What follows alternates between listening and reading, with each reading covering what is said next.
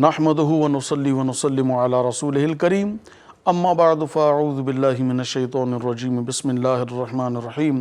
ہر طرح جی واکھاڻ اللہ رب العزت جل جلالہ जे लाइ जेको इबादत जो अकेलो हक़दार आहे ऐं लखें करोड़ें दुरूद सलाम अल्लाह तबारक व तआला जे आख़िरी नबी ऐं समूरनि नबियनि ऐं रसूलनि बल्कि तमामु मख़लूक़ात जे सरदार हज़रत मुहम्मद सल्लल्लाहु अलैहि वसल्लम जन जी ज़ात अक़दस ते ऐं संदन आल ऐं असहाब सगोरनि ते सिंध TV जे प्रोग्राम रोशनी जी वाट जे समूरनि सामईन ऐं नाज़रीन जी ख़िदमत में अस्सलामु अलैकुम वरहमतुल्लाहि तआला व बरकातुहू. आऊं आहियां अॼु मेज़बान अबुल हसन अब्दुल ख़ालिक़ क़ादिरी. नाज़रीन, अॼु अल्लाह पाक जी महिरबानी सां 30 रोज़ा मुकम्मल 30 रोज़े जी सहरी जी नशरियात में असां वटि मौजूदु आहियूं ऐं इंशाअल्लाह तबारक व तआला अॼु ईद उल फितर जे मौज़ू ते असांजी गुफ़्तगू थींदी. 30 रोज़ो आहे ताकी असां एडवांस में ईद उल फितर जे हवाले सां जेके फ़ज़ाइल आहिनि बरक़ात आहिनि उहा ॾाढो पेश करियूं ऐं इन ई टॉपिक ते गुफ़्तगू करण जे लाइ असां सिंध जे हिकु तमामु भले आलिम दीन खे मदऊ कयो आहे. अवां जी ॼातल सुञातल शख़्सियत ऐं मारूफ़ आलिम दीन मोहतरम मुफ़्ती मुमताज़ अली भंगवार साहब. अस्सलामु अलैकुम. वालेकुम अस्सलाम. अवां जी महिरबानी अवां असांजे प्रोग्राम में तशरीफ़ वठी आया. इंशाअल्लाह तबारक तआला अॼु अवां सां ईद उल फितर जे फ़ज़ाइल ते गुफ़्तगू कंदासूं ऐं असां वटि हिकु भले आवाज़ सां ताल्लुक़ रखंदड़ सुठी नातख़्वान तशरीफ़ वठी आई आहे. माशाअल्लाह तमामु सुहिणे अंदाज़ में हबीब करीम अलैहिस्सलाम जी बारगाह में नात शरीफ़ पढ़ंदी आहे. संदन तारुफ़ पेश करे अवां जो ॾाढो क़ुर्रतुल ऐन. अस्सलामु अलैकुम वरहमतुल्लाह. वालेकुम सलाम. नाज़रीन, अवां खे ख़बर आहे असांजी रिवायत आहे त असां पंहिंजे प्रोग्राम जी बाज़ाब्ता शुरूआत अल्लाह तबारक व तआला जे रसूल सल्लल्लाहु अलैहि वसल्लम जे वाखाण सां कंदा आहियूं. अचो त मोहतरमा क़ुर्रतुल ऐन खां नात शरीफ़ ॿुधो. दिन रात मांगा में ए हो दुआ, दिन रात मांगा में ए हो दुआ, मैं जावा मदीने मदीने में जावा, मैं जावा मदीने मदीने में जावा, दिन रात मरगा में ए हो दुआ, मैं जावा मदीने मदीने में जावा. दुरूद गजरा सलातात डाले, पढ़ पढ़ चढ़ावने लखदा सवाले. दुरूद गजरा सलातात डाले, ने पढ़ पढ़ चढ़ावने लखदा सवाली.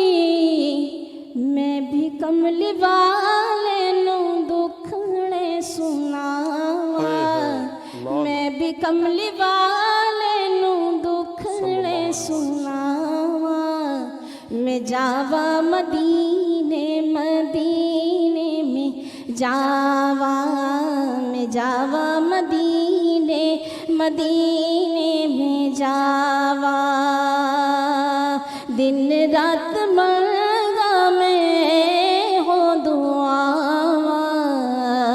मैं जावा मदीने मदीने में जावा. जे जावा मदीने दी जाली नो जुम्मा,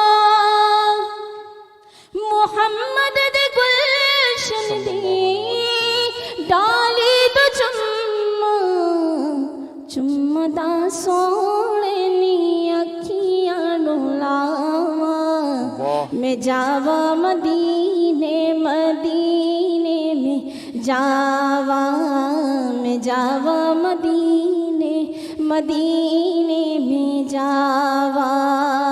मैं भी कमली वाले नू दुखने सुनावा, मैं जावा मदीने मदीने में जावा. खुशबख्त वाखा मदीने दी बस्ती, मदीने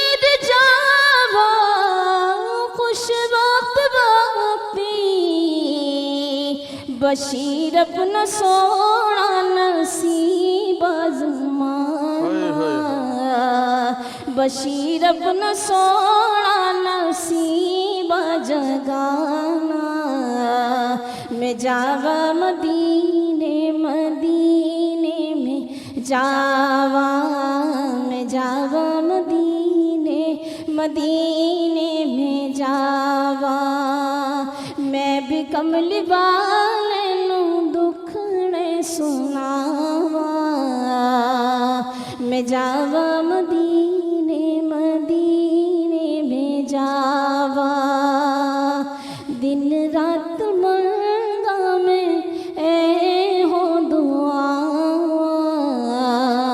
मैं जावा मदीने मदीने में जावा। माशाअल्लाह तबारक व तआला कुर्रतु आइन साहिबा अपने बेहतरीन अंदाज में अपनी इल्तजाएँ हुजूर सल्लल्लाहु अलैहि वसल्लम की बारगाह में पेश की। अल्लाह पाक अपनी बारगाह में कबूल फरमाए। दुआ है कि अल्लाह तबारक व तआला आपकी आवाज़ में मज़ीद बरकत अता फरमाए। नाज़रीन अचो त जो कि ईद उल फितर जे टॉपिक ते मुफ्ती साहब से गुफ्तगू जो आगाज़ करियो। मुफ्ती साहब ईद उल फितर जो तारुफ़ पहिरीं पेश करियो त पोइ उन ते सवाल जवाब जो सिलसिलो शुरू करियो। बिस्मिल्लाहिर्रहमानिर्रहीम। सही ईद उल फितर ईद ख़ुशी जो ॾिहाड़ो, बाबरकती जो ॾिहाड़ो ऐं फितर माना इफ़्तार, जंहिंमहिल मुसलमान अल्लाह रब्बुल इज़्ज़त जी तरफ़ां अता कयल महीने यानी रमज़ान मुबारक जा समूरा रोज़ा रखी वेंदो आहे त पोइ ख़ालिक़ काइनात ईद वारे ॾींहं खे बतौर महिमानी मुसलमाननि लाइ ईद जो ॾिहाड़ो आम करे छॾियो आहे। त जीअं मुसलमाननि खे रमज़ान मुबारक में हूअं त ख़ालिक़ काइनात हर नेमतूं अता कयूं, पर ॾिठो वञे त रमज़ान मुबारक में उन ख़ालिक़ काइनात पंहिंजी रहमत जा समूरा दरवाज़ा गोया खे खोले छॾिया आहिनि। इन सूरत में रमज़ान मुबारक जो महीनो जंहिं महिल इब्तिदा जीअं थिए त अल्लाह ताला पंहिंजे करम सां शैतान खे बंदि कंदो आहे तांजो मुसलमाननि खे रोज़े रखण खां वरगलाए न सघे।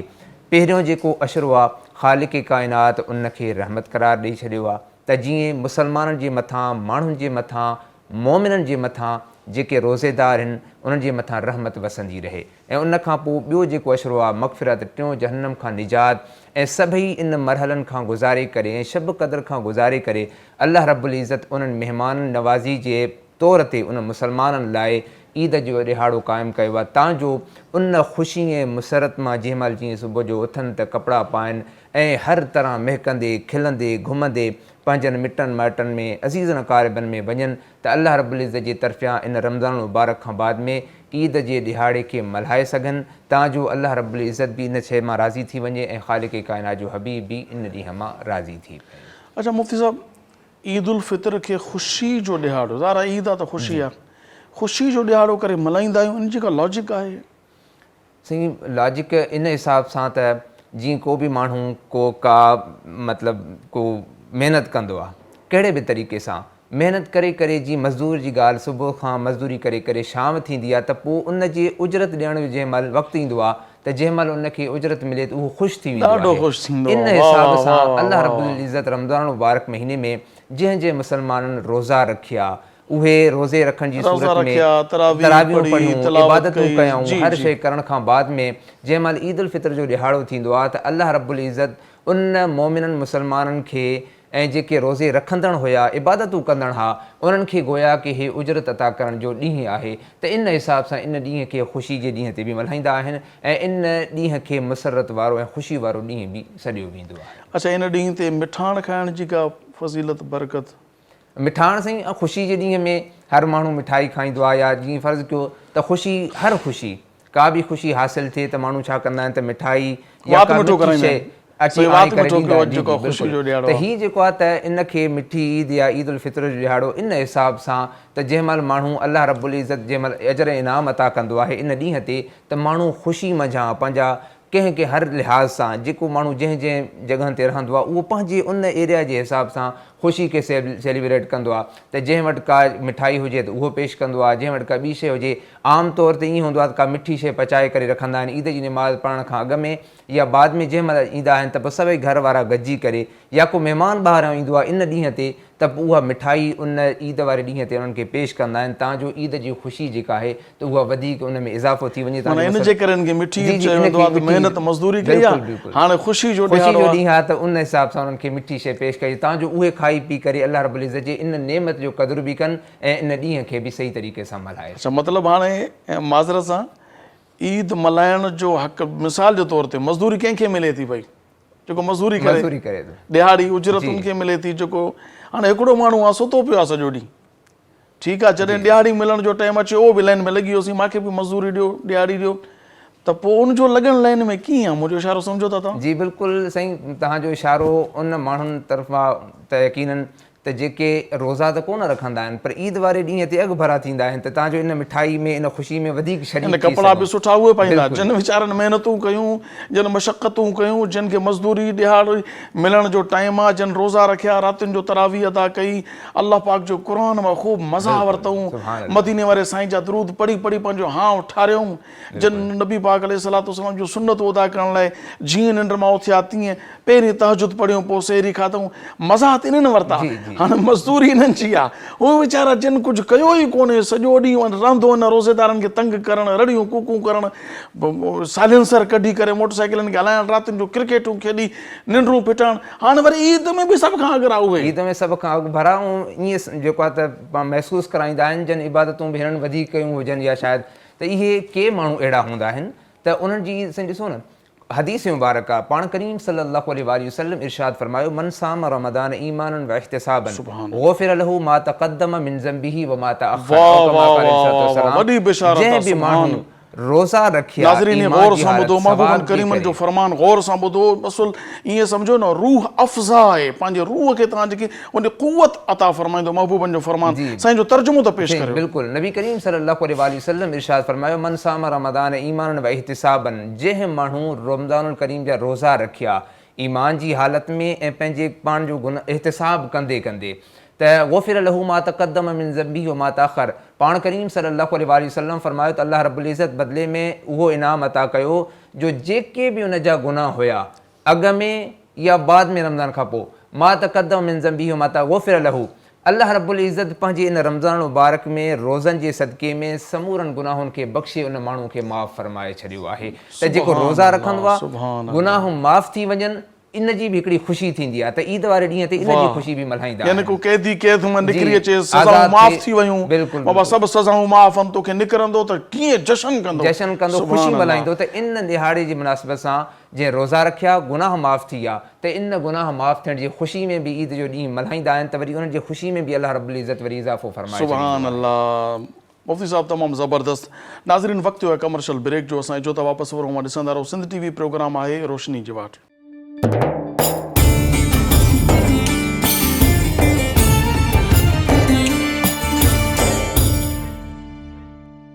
भलीकार नाज़रीन, मां ॾिसी रहिया आहियो सिंध टीवी प्रोग्राम आहे रोशनी जी वाट, ऐं अॼु माशाअल्लाह तबारक व तआला जेको मौज़ू आहे ईद उल फितर जा फ़ज़ाइल ऐं बरक़ात।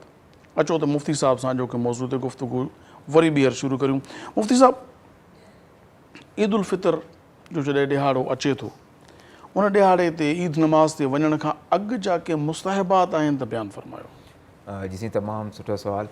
ईद उल फितर जे ॾिहाड़े ते माण्हू उथी करे त गुसल करे, गुसल सां गॾोगॾु मिसवाक करे, ॾंदणु हणे ऐं उन सां गॾु ईद जी तयारी करे ऐं गुसल करणु, उन सां गॾोगॾु मिसवाक करणु, ईद में नवां ऐं सुठा कपिड़ा पाइणु, जेकॾहिं कंहिं वटि मुयसरु आहिनि त ठीकु आहे, जेकॾहिं न आहिनि त उहे साफ़ु सुथरा ऐं उजरा कपिड़ा करे पाए करे ईद जे जेका त निमाज़ ॾांहुं उहे वञणु, ऐं जेकॾहिं को इहतिमाम थी सघे त घर में का शइ तयारु करणु ताजो ईद खां बाद में या ईद खां अॻु में ईद खां बाद में अची करे उनखे खाई सघे, को अचे त उनखे उहो पेश करे सघे। ऐं इन सां गॾोगॾु जेकॾहिं सदक़े फ़ितर अता उन जेको आहे त ॾेई छॾियो आहे त ठीकु आहे, न त उनखे बि उहो जेको आहे त ईद खां अॻु में अदा करे ऐं इन हिसाब सां हिकिड़े रस्ते सां ईद निमाज़ लाइ वञणु ऐं ॿिए रस्ते सां ईद निमाज़ मां वापसि अचणु, इहो बि नबी करीम सल्लल्लाहु अलैहि वसल्लम जी सुन्नत मुबारक आहे। ऐं कोशिशि करे जो जंहिं महिल ईद जे ॾींहं ते जंहिं महिल सुबुह जो उथे त अल्लाह रब्बुल इज़्ज़त जो ज़िक्र बि कंदो हले, नबी करीम सल्लल्लाहु अलैहि वसल्लम जे मथां दुरूद पाक बि पढ़ंदो रहे ऐं पंहिंजे वस आहर जेकॾहिं मिसकीन ग़रीब फ़क़ीर जेकॾहिं उन्हनि खे मिलनि त उन हिसाब सां उन्हनि जी बि जेकॾहिं मदद कंदो वञे त इन कम मां बि अल्लाह रब्बुल इज़्ज़त ऐं उन जो हबीब राज़ी थी पवंदो आहे। माशाल्लाह, यानी ईद उल फितर ते ईद नमाज़ ते वञण खां अॻु में ईद उल फितर में मिठो खाइणु सुन्नत आहे, ऐं ईद उल अज़हा में ईद नमाज़ खां बाद में मिठो खाइणु सुन्नत आहे। बहरहाल जेकॾहिं को शुगर जो मरीज़ आहे वग़ैरह त उहो बि हिकु मनो छिके न रखे, बसि वात मिठो करिणो आहे। इन हिसाब सां रस्मी तौर अधु खारक खाईंदो बि त वात मिठो थी वेंदो, थोरी मिठाण, मतिलबु मिठाण खाइणु इन जे करे त ख़ुशी जो इज़हार आहे। बाक़ी जेकॾहिं डॉक्टर सफ़ा मना कयो आहे त ज़रो बि न, त पोइ खाइण को लाज़मी बि न आहे, फ़र्ज़ वाजिब न आहे, भलो अमल आहे, मुस्तहब आहे। जेकॾहिं खाए त सवाब आहे, न खाए त गुनाह न आहे, पर ख़ुशी जो इज़हार करणु ज़रूरी आहे। बिल्कुलु माशाल्लाह। तव्हां ॻाल्हि कई फितराने जी, जी जी, त ईद उल फितर खां अॻु में फितरानो अदा करणु बि हिकिड़ो सुठो अमल आहे, बल्कि जेके बि साहिब हैसियत आहिनि उन ते त लाज़मी थिए थो, सदक़ात वाजिबा मां आहे। त इहो ईद उल फितर खां अॻु में ॾियण जे लाइ छो फरमायो वियो आहे? साईं, ईद उल फितर खां अॻु में ॾियण लाइ इन करे फरमायो वियो आहे त हिकु त जेकॾहिं को माण्हू रोज़ा रखंदो आहे, उन रोज़े रखण जी सूरत में का कमी कोताही थी वेंदी आहे त ईद जेको सदक़ाए फितर आहे न, त उहो उन कमी कोताही खे पूरे करण जो सबबु आहे। ऐं ॿियो ईद उल फितर खां अॻु में इन लाइ बि आहे त जेके साहिब हैसियत आहिनि उहे जेकॾहिं सदक़ाए फितर अदा कंदा, को अहिड़ो मिसकीन माण्हू आहे जंहिं पंहिंजे ईद जी ख़रीदारी वग़ैरह न कई आहे, त मुमकिन आहे त उन जे मुमकिन न बल्कि ईअं बि थींदो आहे त सदक़ाए फितर अदा करण सां उन जो जेकॾहिं रुकियल कमु आहे त उहो बि थी वेंदो आहे। तंहिंजे करे जेकॾहिं को आकिल बालिग आहे, साहिब हैसियत आहे, त उन जे मथां लाज़िम आहे त ईद उल फितर खां अॻु में मिसकीननि लाइ जेके मुस्तहिक़ आहिनि उन्हनि मिसकीननि खे सदक़ाए फितर अदा करे तांजो उहे बि हिन ईद जे ख़ुशी में ॿियनि मुसलमाननि सां गॾिजी शरीक थी सघनि। त इन लाइ ईद फितर खां अॻु में सदक़ाए फितर अदा करणु लाज़िम आहे। माशाल्लाह। मुफ्ती साहब, हाणे कुझु सुवाल अहिड़ा बि आहिनि जेके तकलीफ़ ॾियण वारा हुजनि था, जेके आमाल आहिनि। आम तौर ते पीउ वीचारो मस घर हलाए थो पियो, हैंड टू माउथ लाइफ जेकी आहे, छो त असां वटि जेकी अक्सरियत आहे मां उनजी गुफ़्तगू करियां थो, उनजी तर्जुमानी करियां थो। हैंड टू माउथ लाइफ आहे, जेतिरो कमाइणो आहे ओतिरो घर में ॾियणो आहे। ईद जे लाइ अलॻि को बोनस त कोन थो मिले, दौर गुज़री आहे जो ईद जे लाइ अलॻि बोनस पघारूं मिलनि, या को ॾियारी त बाबा हाणे ईद वारी राति आहे, चलो ही तव्हांखे इज़ाफ़ी पैसा था ॾियूं। को रेडी वारे खे अञा रांदो रियायतूं कराए पियूं आहिनि, बाबा रियायत कर त माना। सो इन हवाले सां औलाद जो ज़ोर विझणु वालदेन ते त जोड़ो मूंखे नओं ॾियणो आहे न त मां ईद ई न कंदुमि, पोइ न्याणी हुजे या पुटु हुजे, उन्हनि जो इहो अमल वालिद साहिबु पोइ कर्ज़ु खणे, मुसीबत में पवे, टेंशन में अचे, हिन जी ज़िद पूरी करणी आहे। कुझु त माण्हू हेॾा, अलाह पाक हिदायत नसीब फरमाए अहिड़ी औलाद खे, जो ख़र्ची बि एतिरी वठंदुसि उन खां सवाइ ईद न कंदुसि, मां न निकिरंदुसि घर खां। आख़िर इन्हनि जी हिदायत लाइ छा इहो जो अमल सही आहे या न करणु घुरिजे? मुकाफ़ाती अमल आहे, करणी भरणी आहे। सुभाणे तव्हांखे पीउ थियणो आहे, तव्हांखे माउ थियणो त तव्हां सां बि ईअं थींदो। इन जे बारे में थोरो हिदायत कयो ताकी तव्हां ॻाल्हि कई। वाक़ई इहो ॾिठो वियो आहे मुआशिरे में त ॿार कहिड़ा हूंदा आहिनि जेके ज़िद करे वेहंदा आहिनि, पर इन हिसाब सां जेकॾहिं को शख़्स नौजवान जवान आहे पाण कमाईंदो आहे त उन जे मथां लाज़िम आहे त पीउ खे तंग न करे, अञा उहो पंहिंजे पीउ जी जेका त ख़िदमत बि करे तांजो उनखे का तकलीफ़ न अचे। वरी ॾिठो इहो बि वियो आहे त अक्सर वालिदैन जेके हूंदा आहिनि पीउ पंहिंजे औलाद खे हिकिड़े ईद में छा कंदा आहिनि त पैसो जेकॾहिं आहे त वाफ़िर मिक़दार में शयूं ख़रीद करे ॾेई छॾींदा आहिनि, त पोइ इन में वरी पुटनि जी या नियाणियुनि जी आदत थी पवंदी आहे, उहो आसिरो कंदा आहिनि जो अॻे ईद ते बि इहे शयूं वरी सोचे वेहंदा आहिनि या वेहंदियूं आहिनि त हीअ शइ वठंदियूंसीं या वठंदासीं। त इन हिसाब सां उन्हनि वालिदैन खे घुरिजे पहिरियां त पंहिंजे वस आहर ॾिसी करे त केतिरो उन्हनि वटि पैसो आहे, त उन हिसाब सां ईद जी हू शॉपिंग ख़रीदारी कराइनि तांजो उन्हनि जी ईद सही नमूने सां गुज़री वञे, उन्हनि खे पंहिंजे पाण खे बि तकलीफ़ न अचे, वरी कंहिंखां कर्ज़ बि न खणणो पए, उन्हनि तकलीफ़ खां बचे। ऐं जेके ॿार आहिनि औलाद आहे उन्हनि जे मथां बि इहो लाज़िम आहे त पंहिंजे वालिदैन खे तकलीफ़ में न विझनि। छाजे करे जो वालिदैन खे तकलीफ़ में विझणु इहो को सुठो अमल कोन आहे। ऐं जेकॾहिं वालिदैन जेको आहे त ज़ईफ़ुल उमिरि आहिनि त उन्हनि खे त बिल्कुलु बि तकलीफ़ न ॾियणु घुरिजे। छाजे करे जो क़ुरान करीम में बि आहे त अल्लाह रब्बुल इज़्ज़त इरशाद फरमाए वक़दा रब्बुक अल्ला ताअबुदू इल्ला इय्याहु व बिल वालिदैन इहसाना, पंहिंजे वालिदैन सां इहसान कयो, यानी सुठे नमूने उन्हनि सां पेश कयो। त हीअ ज़िद करे वेहणु, ईद में घर खां न निकिरणु या फरमाइशूं करणु त हीअ शइ जेकॾहिं असांखे मिले त घरां निकिरंदासूं, न मिले त कोन निकिरंदासूं, या तरह तरह हुननि खे परेशानी में विझणु। अक्सर तव्हां त कपिड़नि जी ॻाल्हि कई, अक्सर त माण्हू मोबाइलनि जी इन्हनि शयुनि जी फरमाइश करे वेहंदा आहिनि त हीअ जेकॾहिं ईद ते मिले त ठीकु आहे, न त असां हीअ बाइकाट कंदासीं, इहो इंतिहाई सुठो अमल कोन आहे। उन्हनि ॿारनि खे घुरिजे त पंहिंजे वालिदैन सां इन तरीक़े सां पेश न अचनि, ऐं उन्हनि वालिदैन खे घुरिजे त ईद खां अॻु में पंहिंजे जेका त औलाद जी सुठे नमूने तरबियत कनि, ताजो उहे ज़िद बि न कनि ऐं उन्हनि जी ईद बि सुठे नमूने सुहिणे नमूने सां गुज़री सघे। मुफ़्ती साहब, ॾुख जा लम्हात तॾहिं नज़र ईंदा आहिनि जॾहिं हिकिड़ो ग़रीब आहे, मिसकीन आहे, उनजी औलाद वटि पाइण जे लाइ कपिड़ा न आहिनि, ऐं उनजे साम्हूं या उनजे भर में घर वारो उनजी औलाद ठाट पाट सां ज़बरदस्त लिबास पाए। नबी पाक अलैहिस्सलातु वस्सलाम त इहो बि फरमायो त जेकॾहिं तव्हां कुझु बाज़ार खां मेवो आणियो त पंहिंजे पाड़ेसिरी खे बि ॾियो। तव्हां पंहिंजी भाॼी पचायो था त उन में रस वधीक कयो ताकी तव्हांजे पाड़ेसिरी खे बि मिले। ऐं फरमायूं त जेकॾहिं तव्हां ड्रओ करे खाधो, पाड़ेसिरी बुखायल रहिजी वियो, क़यामत वारे ॾींहुं अल्लाह ताला तव्हांखां पुछंदो। एतिरे ते हुकुम आहे। हाणे ईद वारे ॾींहुं हुन वीचारे जा ॿारड़ा बिल्कुलु हिकिड़ी तकलीफ़ वारी अज़ियत वारी हैसियत में आहिनि, हालत में आहिनि, हेॾां ई ठीकु ठाक ख़र्च करे वॾो पाण खे बणाए सजाए घुमे। छा इंसानियत जो अहसासु? वैसे तमामु बहितरीनु तव्हां ॻाल्हि कई। तव्हां ॻाल्हि कई त जेकॾहिं बाज़ार मां का शइ खणी अचनि, हदीस में त ईअं बि आहे, नबी करीम सल्लल्लाहु अलैहि वसल्लम जंहिं महिल पाड़ेसिरनि जा हुकूक ॾसींदा हुआ, सहाबाए किराम फरमाईंदा ईअं महसूसु थींदो हो जो असांजी विरासत में न हिसेदार रसूल जी बिल्कुलु। ऐं ईअं बि आहे, नबी करीम तव्हां जेका त अल्लाह रब्बुल इज़्ज़त बरोज़े माशर कंहिं माण्हू खे घुराईंदो, उन्हनि खे फरमाईंदो त मां बुखायल हुउमि, तव्हां मूंखे मानी न खाराई, उञायल हुउमि, तव्हां मूंखे पाणी न पीआरियो। माण्हू अर्ज़ु कंदो, अल्लाह रब्बुल इज़्ज़त तव्हां त इन शयुनि खां पाक हुयो। त पाण करीम सल्लल्लाहु अलैहि वसल्लम फरमायो त अल्लाह रब्बुल इज़्ज़त इरशाद फरमाईंदो तुंहिंजे पाड़े में तुंहिंजो पाड़ेसिरी बुखायल हो, जेकॾहिं उनखे मानी खाराए हा त यकीनन मूंखे ईअं सम्झो मानी खाराए हा। त पाड़ेसिरनि जा एतिरा जेकी तव्हां ॻाल्हि कई त पाड़े में को मिसकीन आहे, वरी उनजो पाड़ेसिरी जेको आहे त ठाठ बाट सां निकिरंदो आहे, यकीनन उहो इंसान ऐं इंसानियत खे अज़ियत ऐं तकलीफ़ ॾियण जो बाइस आहे।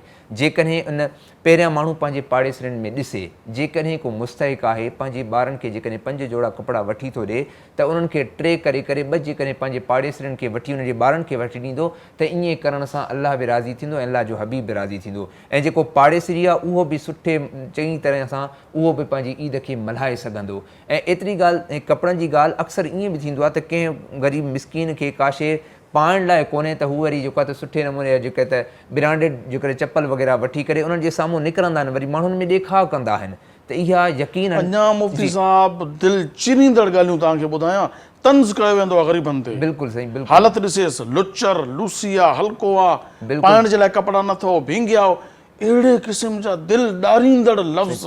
तव्हांजी ॻाल्हि 100% दुरुस्त आहे। त अहिड़े तरीक़े सां, हालांकि एतिरी क़दुरु जो ईद जी निमाज़ लाइ जंहिं महिल निकिरंदा आहिनि, हदीस में छा आहे त ईदगाह जेकॾहिं वेझो हुजे त पैदल वञे हिकिड़े रस्ते तां, मोटे वरी ॿिए रस्ते तां। माण्हू त इन ईद लाइ जेका त ईद जी निमाज़ लाइ शानदार गाॾियूं कढी करे ॿाहिरि, जीअं तव्हां ॻाल्हि कई सैलेंसर वग़ैरह जेका त इहे जेके स्पीड सां हलाइण, माण्हू त आलीशान गाॾियूं कढी करे वरी पाड़ेसिरी खे कंहिंखे ईअं बि न चवंदा आहिनि त यार हलूं था त तोखे बि वठी वञूं ईदगाह ताईं, उहे पंहिंजे हिसाब सां वेंदा आहिनि। यकीनन इहो दिलि खे आज़ारींदड़ इहो जेको आहे त लम्हो हूंदो आहे। तव्हांजो कंहिं ग़रीब मिसकीन खे नाहे त उहो अहसास कमतरी जो शिकार थी पए ऐं उहो ॾुख में न वठिजी वञे। हालांकि ईद जो ॾींहुं जेको आहे त उहो ख़ुशी ऐं मुसरत ऐं बाइस फ़ख्र जो ॾींहुं आहे। त अहिड़ा माण्हू जेके इहे अमल कनि था त इन्हनि खे इहे क़तन न करणु घुरिजे। सादगी सां जेकॾहिं कपिड़ा हुननि वरिता बि आहिनि, गाॾी अलाह से उन्हनि खे नेमत ॾिनी बि आहे, त अहिड़े नमूने सां कनि ताजो कंहिं मिसकीन खे, कंहिं ग़रीब खे उन जे इन अमल मां दिलि आज़ारी जो सबबु न थी सघे। मतिलबु पाड़ेसिरनि ते पहिरीं कोशिशि इहा करणु घुरिजे जो उनजी मदद कजे। जे मदद न कजे त कम अज़ कम उनजे साम्हूं नुमाइश न कजे, उन्हनि जी दिलि आज़ारी न कजे, उन्हनि ते तंज़ करणु, उन्हनि ते टोकूं करणु, उन्हनि ते ठठोलियूं करणु इंतिहाई तकलीफ़ देगा। इहो मुसलमान खे नथो जुगाए। बिल्कुलु न। हालांकि मुसलमान लाइ क़ुरान जेको हदीस मुबारक नबी करीम सल्लल्लाहु अलैहि वसल्लम फरमायो अल मुस्लिमु मन सलिम अल मुस्लिमून मिन लिसानिही व यदिही। मुसलमान ख़ालिस हक़ीक़तन मुसलमान इहो आहे जंहिंजे ज़बान ऐं जंहिंजे हथ सां ॿियो मुसलमान महफ़ूज़ रहे। त तंज़ करणु इहो बि ज़बान मां तकलीफ़ ॾियणु, या जेकॾहिं को ग़रीब मिसकीन आहे त उनखे हथ सां परे करणु, या वरी जेको आहे त उनखे इशारो करणु, इहो बि तकलीफ़ जो बाइस आहे। ईअं करण सां उनजी दिलि आज़ारी थींदी ऐं इन अमल सां अल्लाह रब्बुल इज़्ज़त बि नाराज़ थी पवंदो आहे। त इन अमल खां जेतिरो मुमकिन थी सघे उन्हनि माण्हुनि खे बचणु घुरिजे ऐं इन अमल खां एहतियात करणु घुरिजे। मुफ़्ती साहब, ईद वारे ॾींहुं हिकिड़ी ॿी बि तकलीफ़ दे ॻाल्हि हूंदी आहे। पीउ वीचारो महिनत करे, मशक़त करे कमाए, केतिरियूं तकलीफ़ूं सही आहे त उनखे ख़बर आहे। जी जी। ऐं औलाद फज़ूल ख़र्चियूं में कंदी आहे। ईद वारे ॾींहुं जेका फज़ूल ख़र्ची आहे न, हिकु हद ताईं जी कमाल दर्जे ताईं फ़ुज़ूल ख़र्ची हूंदी आहे। फ़ुज़ूल ख़र्ची लाइ इस्लाम छा थो चए पियो? से फ़ुज़ूल ख़र्ची लाइ त क़ुरान करीम में अल्लाह रब्बुल इज़्ज़त इरशाद फ़रमायो इन्नल मुबज़्ज़िरीन कानू इख़्वान शयातीन, जेके फ़ुज़ूल ख़र्ची कंदड़ आहिनि उहे शैतान जा भाउ आहिनि, शैतान जा शैतान जा भाउ आहिनि। हालांकि बाक़ी पोइ हिते छा रहियो, शैतान जेको लईन आहे, लानती आहे, अल्लाह रब्बुल इज़्ज़त जी बारगाह मां धुतकारियल आहे ऐं उन अल्लाह जो दुश्मन, जी, अल्लाह जी, जे अल्लाह जो रसूल जो दुश्मन एतिरे क़दर ताईं उन ख़ालिक़ काइनात जी बारगाह में हदीस मुबारका में आहे त अल्लाह रब्बुल इज़्ज़त जे साम्हूं बीही करे उन ईअं चयो हो त जेसि ताईं तव्हांजे मुसलमाननि जे जेका त नबी करीम सल्लल्लाहु अलैहि वसल्लम जी उम्मत जे सीननि में रूह हूंदो त मां उन्हनि खे वरी गुमराह कंदो रहंदुमि। अल्लाह रब्बुल इज़्ज़त फरमायो त जेके माना मूं वटि अची करे पंहिंजी बख़्शिश घुरंदा रहंदा, मां ख़ालिक़ काइनात उन्हनि खे माफ़ फरमाए छॾींदुमि। हालांकि एतिरे क़दर ताईं दुश्मन आहे त पोइ उहे जेको फ़ुज़ूल ख़र्ची आहे उहे शैतान जा भाउ आहिनि। हालांकि इन फ़ुज़ूल ख़र्ची करण खां बहितर इहो आहे त जेकॾहिं ॿियो को मिसकीन आहे, जेकॾहिं को ॿियो अहिड़ो मुस्तहिक़ आहे, अधु पैसा जेकॾहिं उन्हनि खे ॾेई सघनि था तव्हांजो उन्हनि जो कमु गुज़र थी वञे त इन अमल सां इन्हनि जो पंहिंजो कमु बि थी वेंदो ऐं हुन जेके मिसकीन आहे उनजो कमु बि सुठे तरीक़े सां हली पवंदो। मुफ़्ती साहिबु हिकिड़ो माण्हू आहे, अल्लाह पाक उनखे नवाज़ियो आहे, ईद जो ॾींहुं अचण वारो आहे जी त उन खां अॻु में हू मदद करणु चाहे थो त हिकु आहे उनजो पाड़ेसिरी, जी जेतिरा बि ग़रीब आहिनि, ॿिया आहिनि उनजा अज़ीज़ भाउ भेण ताईं बि ग़रीब आहिनि। मिसाल जी फॉर एग्ज़ाम्पल, ख़बर त न आहे कंहिंजो केरु ग़रीब आहे, कंहिंजा मासात ग़रीब आहिनि, कंहिंजा सौट ग़रीब आहिनि, कंहिंजो छा आहे। त हाणे सुवाल मां तव्हांखां अॻु में कयां थो, वक़्तु ब्रेक जो थी चुको आहे, जवाबु तव्हांखां ब्रेक खां बाद वठंदुमि। पाड़ेसिरी बि ग़रीब आहिनि, मिट माइट बि ग़रीब आहिनि, ऐं पेनूं बि रस्ते ते, ईदगाह ते तव्हां वञो, ईदगाह ते बि रस्तनि ते बि खोड़ सारा हिकिड़ा धंधोड़ी पेनूं जंहिंजो सॼी उमिरि कमु ई रुगो पिनी खाइणा, लखे रुपया खाईंदा त बि पिनी खाईंदा, महिनत मशक़त न कंदा। त हाणे इनखे सदको ख़ैरात कंहिंखे ॾियणु अफ़ज़ल आहे, इस्लाम छा थो चवे। नाज़रीन, वक़्तु आहे कमर्शियल ब्रेक जो। सवाल मुफ़्ती साहिब सां करे चुको आहियां, मोटी अची करे इंशाअल्लाह तबारक व तआला जो जवाबु मुफ़्ती साहिब खां ॿुधंदासीं। ऐं ॾिसंदा रहो सिंध TV प्रोग्राम में रोशनी की वाट।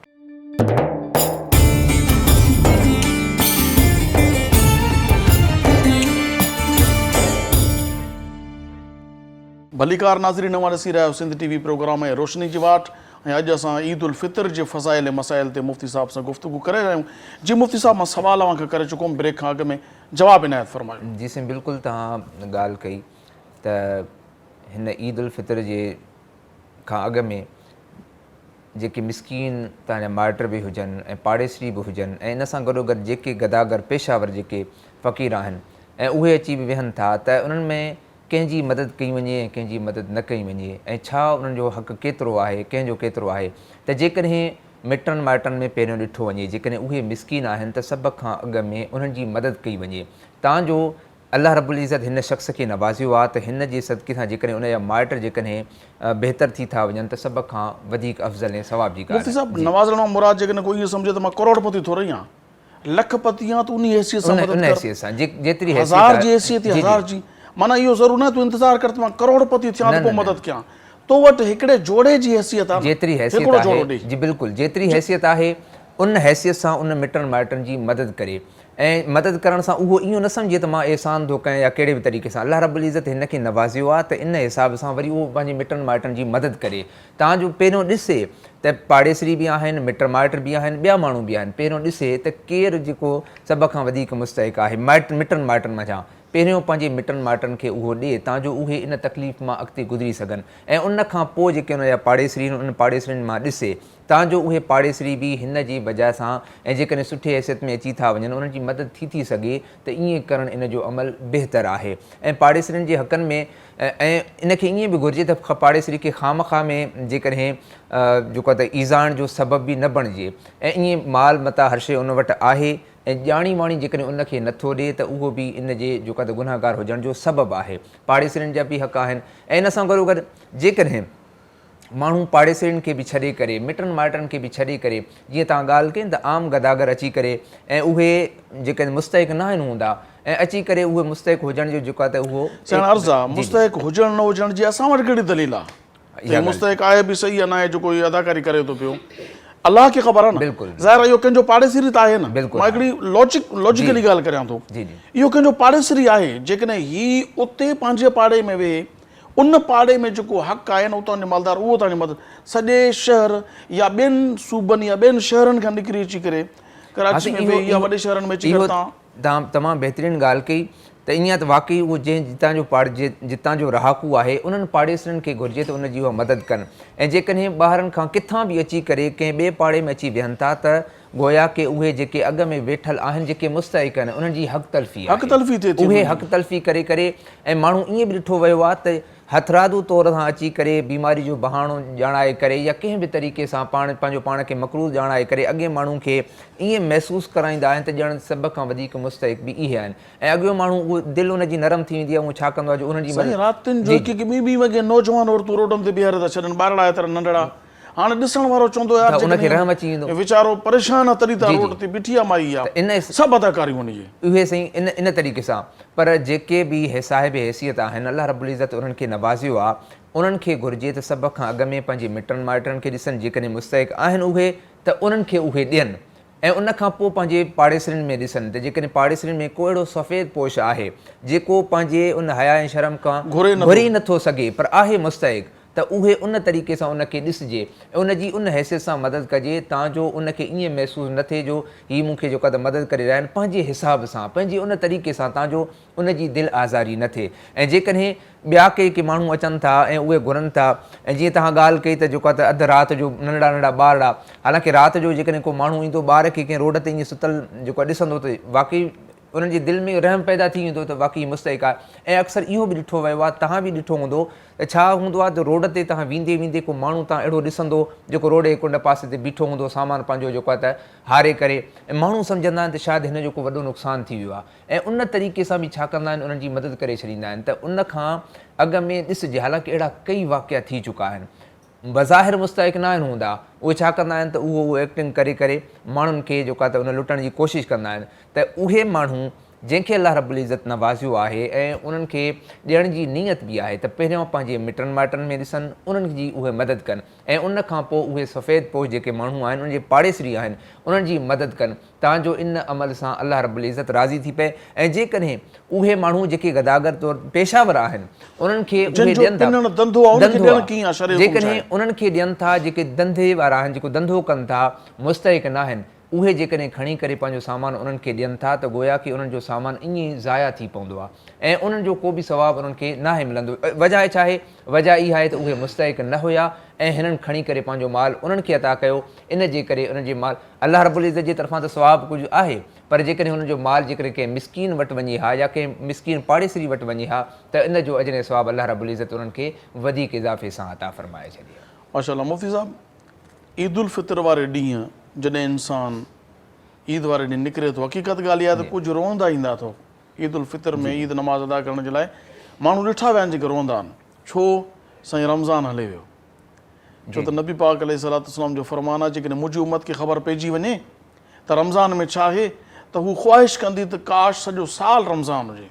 हाणे रमज़ान वञण जो कमु पंहिंजी जाइ ते, पर ईद उल फितर जी ख़ुशी पंहिंजी जाइ ते, हे हिकिड़ो अजीब कशमकश आहे न त को ग़म जी कैफ़ियत आहे, किथे वरी ख़ुशी आहे। जॾहिं माण्हू ईद नमाज़ पढ़ण थो अचे त अहिड़े क़िस्म जी का हदीस ॿुधण में अचे थी त अल्लाह तबारक ताला सदाऊं ॾिए थो। हासिन, बिल्कुलु तमामु बहितरीनु तव्हां ॻाल्हि कई त जीअं मुंड में ॻाल्हि कईसूं त मज़दूरी जेकॾहिं माण्हू कंदो आहे त उजरत हिसाब सां, इन हिसाब सां जेकॾहिं माण्हू ईद जे दिहाड़े ते ईदगाह ॾे, मस्जिद हुजे या मैदान हुजे जिते इज्तिमा हुजे, ईद नमाज़ अदा करणु माण्हू ईंदा आहिनि, त जंहिं महिल वञी करे उन जॻह ते वेहंदा आहिनि, ईद जी नमाज़ अदा कंदा आहिनि, त ख़ालिक़ काइनात अर्श ते पंहिंजे उन फ़रिश्तनि खे मुख़ातिब करे करे फ़रमाईंदो आहे त हीअ माण्हू छाजे करे गॾु थिया आहिनि। उहे चवंदा त हीअ ईद जी नमाज़ लाइ गॾु थिया आहिनि। हिननि छा कयो? चवंदा त हिन रमज़ान मुबारक जा रोज़ा रखिया, रोज़े रखण खां बाद में अॼु अची करे ईद उल फितर वारे ॾींहुं ख़ुशी जे दिहाड़े ते जमा थिया आहिनि तांजो तव्हांखे सजदो करे सघनि, इबादत जेको आहे त ईद जी नमाज़ अदा करे सघनि। अल्लाह रब्बुल इज़्ज़त फ़रिश्तनि सां मुख़ातिब थींदो त जेकॾहिं मज़दूर मज़दूरी करे शाम थिए त उहो छाजो मुस्तहिक हूंदो आहे, त फ़रिश्ता चवंदा त अल्लाह रब्बुल इज़्ज़त उहे पंहिंजी उजरत जा मुस्तहिक हूंदा आहिनि तांजो उन्हनि खे उजरत मिले ऐं उहे ख़ुशि थियनि। अल्लाह रब्बुल इज़्ज़त इरशाद फ़रमाईंदो त ही उहे माण्हू आहिनि जंहिं रमज़ान मुबारक जा रोज़ा रखिया, इबादतूं कयूं, रातिनि जा राति जाॻिया, के माण्हू एतिकाफ़ में बि तरावीह वेठा, पढ़ियूं, तरावी एतिकाफ़ पढ़ियूं, कयो, क़यामुल तिलावत लैल कई। कयूं ऐं सामुन नहार कयूं, रोज़ा रखियऊं ऐं सिर्फ़ु इन जी वजह कंहिं ॿिए लाइ न बल्कि मूं ख़ालिक़ काइनात खे राज़ी करण लाइ इहे इन्हनि जतन कया त अल्लाह रब्बुल इज़्ज़त इरशाद फरमाईंदो त हिननि माण्हुनि हेतिरी महिनत कई आहे ऐं अॼु हिननि जी उजरत ॾियण जो ॾींहुं अची वियो आहे। ख़ालिक़ काइनात इरशाद फरमाईंदो तव्हां जेके माण्हू अची करे हिन जॻह ते जमा थिया आहिनि, मूं अल्लाह रब्बुल इज़्ज़त पंहिंजे करम सां इन्हनि जे समूरनि गुनाहनि खे मुआफ़ फरमाए इन्हनि खे बख़्श फरमाए छॾियो आहे। त जेके बि माण्हू रोज़ा रखी करे ईद जे ॾिहाड़े ते अची करे जमा थींदा आहिनि, अल्लाह रब्बुल इज़्ज़त उन्हनि जो अजर इनाम इन तरीक़े सां ॾींदो आहे जो उन्हनि जे समूरनि गुनाहनि खे बख़्शे करे उन्हनि खे मुआफ़ फरमाए छॾींदो आहे। ऐं रोज़ो रखंदा आहिनि त अल्लाह रब्बुल इज़्ज़त हदीस मुबारका में बि आहिनि त ख़ालिक़ काइनात इरशाद फरमायो त हर जेकॾहिं को अमल आहे उनजो सवाबु वरी पंहिंजे पंहिंजे हिसाब सां आहे, पर हीउ रोज़ो उहा शइ आहे जेको सिर्फ़ु मुंहिंजे लाइ आहे। अल्लाह रब्बुल इज़्ज़त इरशाद फरमायो हीउ रोज़ो सिर्फ़ु मुंहिंजे लाइ आहे ऐं उन जो अजर ऐं सवाबु बि मां पाण पंहिंजे तरीक़े सां उन्हनि खे अता करे छॾींदुमि। त जंहिं महिल माण्हू रोज़ो रखंदो आहे, ॾिसो न रमज़ान मुबारक में मुंड में ॻाल्हि कईसूं 3 अशरा बि आहिनि, शब क़दर बि आहे ऐं इन सां गॾोगॾु ईद वारी जेका त ख़ुशी बि आहे। ऐं रोज़ो जंहिं महिल इफ़्तार कंदो आहे त अल्लाह रब्बुल इज़्ज़त जेका वात में बोई थींदी आहे त उहे अल्लाह रब्बुल इज़्ज़त वटि मुश्क अंबर खां वधीक ख़ुशबूदार अल्लाह साईं उनखे जेका कंदो आहे।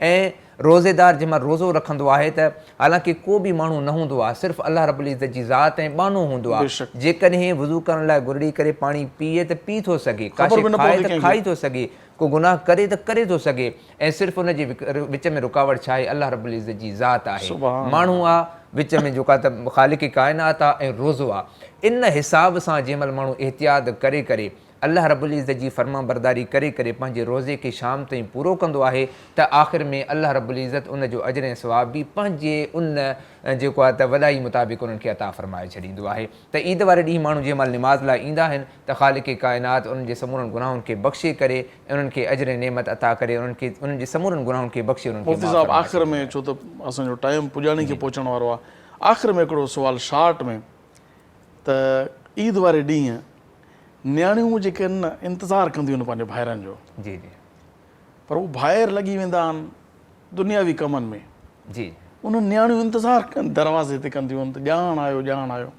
ऐं माइटनि सां मिलणु नियाणियुनि ॾे वञणु कीअं आहे, इस्लाम छा थो चए? साईं इंतिहाई तमामु ख़ुशी जहिड़ी ॻाल्हि, तमामु इंतिहाई मुंहिंजी दिलि जी ॻाल्हि तव्हां कई त ईद वारे ॾींहं ते जेकॾहिं वालिदैन हयात हुजनि त नियाणियूं पंहिंजे वालिदैन जूं जेका इंतज़ारु कंदियूं आहिनि। घर में भले हुननि खे गंज हुजे लख हुजनि पर पोइ बि सिकायल हूंदियूं आहिनि त ईद वारे ॾींहं ते पंहिंजे जेका त पीउ माउ जे घरां को भाउ अचे मिले ऐं जेकॾहिं जंहिं जंहिं नियाणी जे घर को भाउ वेंदो आहे त उनजी ईद जी ख़ुशी अञा वधीक दुबाला थी वेंदी आहे। त उन्हनि भाउरनि खे गुज़ारिश ऐं तमामु बहितरीनु तव्हां दिलि जी ॻाल्हि कई त ईद वारे ॾींहं ते भाउरनि खे भले मिटनि माइटनि सां मिलनि, भले हज़ारे ख़ुशियूं ॿाहिरि वञी करे जेका त मल्हाइनि कंहिं बि तरीक़े सां, पर ईद जी निमाज़ पढ़ी करे जेकॾहिं पंहिंजी भेणुनि ॾे वञी करे ईद जी मिठाई या ईद तरफ़ां ईदी वञी करे उन्हनि खे ॾींदा त इन अमल सां नियाणी राज़ी थी पवंदी त उन सां गॾोगॾु अल्लाह रब्बुल इज़्ज़त जी ज़ात राज़ी थी पवंदी। महिरबानी मुफ़्ती साहिबु, मुफ़्ती मुमताज़ अली भंगवार साहिबु, तव्हां असांखे टाइम ॾिनो। अल्लाह पाक अव्हांजी हाज़िरी खे पंहिंजी बारगाह में क़बूल फरमाए, अल्लाह पाक अव्हांजे इल्म अमल में बरकत अता फरमाए। मोहतरमा कुर्रतुल आइन साहिबा, आपने टाइम दिया, अल्लाह आपका आना अपनी बारगाह में क़बूल फरमाए। नाज़रीन, असांजो वक़्तु पंहिंजी पुॼाणे खे पहुतो, जेकी गुफ़्तगू थी हिननि मां तव्हांखे का ॻाल्हि न वणी आहे त मां माज़रत चाहियां थो। असल में इहे दिली कैफ़ियतूं आहिनि, कुझु अहिड़ियूं ॻाल्हियूं हूंदियूं आहिनि जेके माण्हू बयानु करे सघंदो आहे, कुझु न आहे करे सघंदो। सो मां कोशिशि कई जेको कुझु बि दिलि में आयो मुफ़्ती साहिब सां हाल वाल कयो तव्हां ताईं पहुचाइण जे लाइ। महिरबानी करे क़दुरु कयो पंहिंजनि जो, नियाणियुनि जो, भाइरनि जो, पाड़ेसिरनि जो, माइटनि जो। अल्लाह पाक तव्हांखे अजर ॾींदो। अव्हांजी महिरबानी। इंशाअल्लाह तबारक ताला सुभाणे वरी अल्लाह पाक चाहियो त इन ई सिंध टीवी ते प्रोग्राम रोशनी जी वाट तव्हां वटि हाज़िर थींदासीं। तेसीं पंहिंजे मेज़बान अबुल हसन अब्दुल ख़ालिक़ क़ादरी खे इजाज़त ॾींदा। अल्लाह वाही, अस्सलामु अलैकुम वरहमतुल्लाहि ताला। सुकून पाया है बेकसी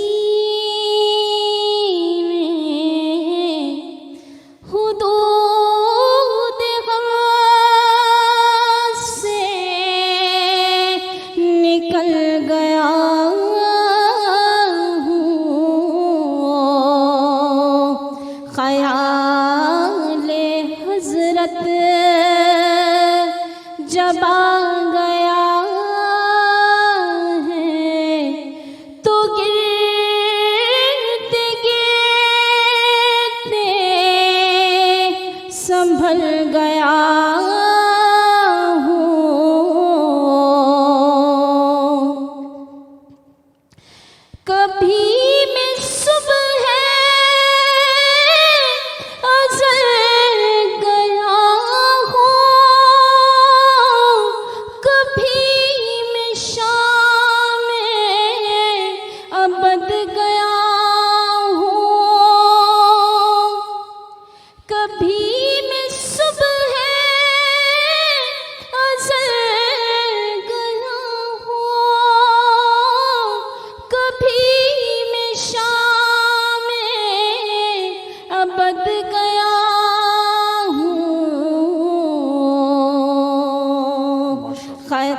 تلاش جانا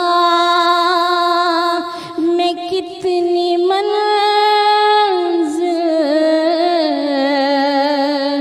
خدا ہی جانے نکل گیا ہوں بہترین ماشاء اللہ میرے جنازے پہ رونے والوں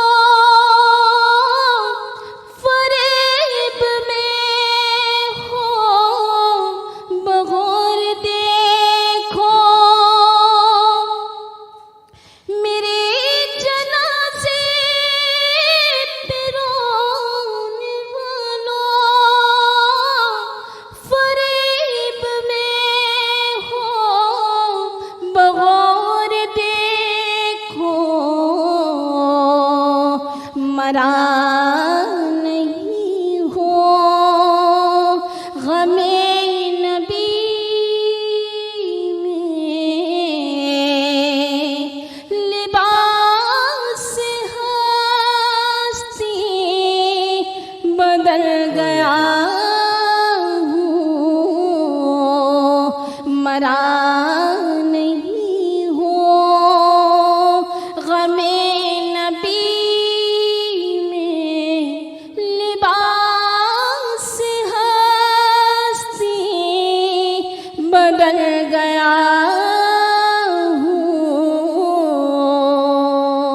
ہوں بفیض حسان ابن ثابت برنگ نعت نبی اقدم قمر میں شعر و سخن کی لے میں ادب کے موتی اگل گیا ہوں خیال حضرت جب آ گیا ہے تو گرتے گرتے سنبھل گیا